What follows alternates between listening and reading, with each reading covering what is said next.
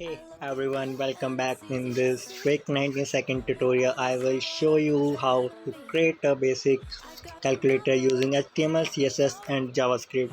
First, let us create the HTML structure. We will have a display the section for a result and the buttons for the numbers, operations and functions like clear and delete.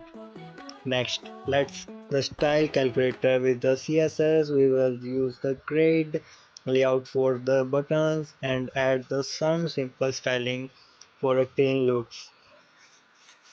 Finally, we will add a JavaScript make a calculator functional. We will grab all the buttons, add the events listener, and write the functions for a basic operation like addition, subtraction, multiplication, and division.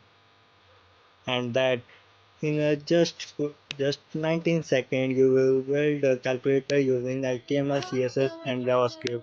If you found this helpful, don't forget to like and subscribe for more quick coding tutorial.